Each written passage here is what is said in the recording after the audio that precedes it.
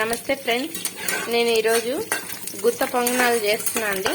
దానికోసం అయితే కొంచెం ఆయిల్ వేసుకొని తాలింపు గింజలు వేసుకోవాలి. కరివేపాకు, కొద్దిగా పచ్చిమిర్చి వేసుకున్నాను.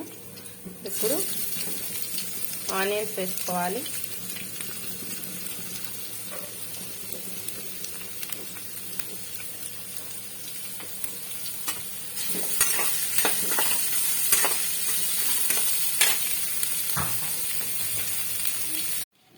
ఇలా ఆనియన్స్ బాగా ఫ్రై అయిన తర్వాత పసుపు కూడా వేసుకొని ఇప్పుడు ఈ పిండిలో అయితే మనం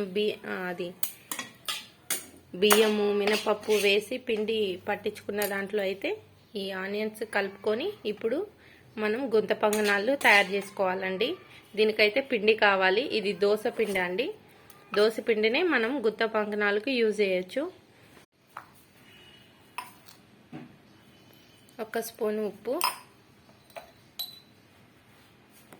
కొంచెం ఈటింగ్ సోడా అండి, తగినన్ని వాటర్ పోసుకొని మనం మరీ పల్చగా దోశకి కలిపినట్టు కాకుండా ఇడ్లీకి గట్టిగా ఎలా ఉంటుందో కొంచెం మీడియంగా అయితే కలుపుకోవాలండి.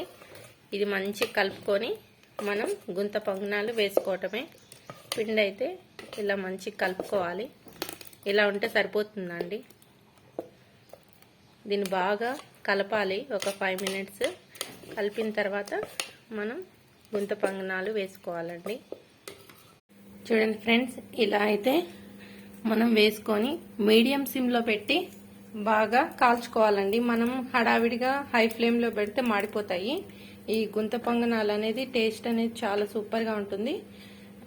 మనం ఓపిక్గా చేసుకోవాలండి. ఇది మీడియం సిమ్లోనే కాలాలి, హై ఫ్లేమ్లో పెట్టద్దు. ఇలా మూత పెట్టి జస్ట్ ఒక 2-3 మినిట్స్ తర్వాత మనం టర్న్ చేసుకోవాలి. మళ్ళీ పైన కొంచెం ఆయిల్ కూడా వేసుకోవాలండి.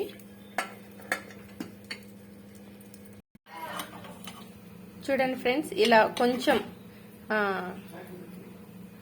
కాలిన తర్వాత ఇంకొక వైపుకి తిప్పుకోవాలండి.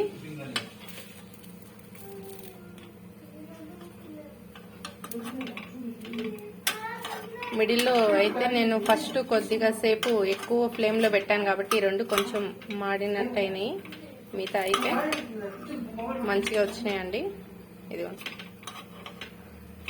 ఇంకా కొద్దిసేపు అయితే కాలాలి.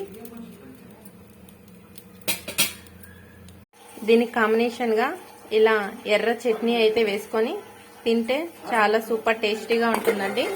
చూడండి, చాలా సాఫ్ట్గా వేడివేడిగా తింటే చట్నీ కానీ ఇలా ఎర్ర చట్నీతో కానీ తింటే చాలా కారంతో తింటే సూపర్ టేస్ట్గా ఉంటుందండి. మీకు నచ్చితే మీరు కూడా ట్రై చేయండి.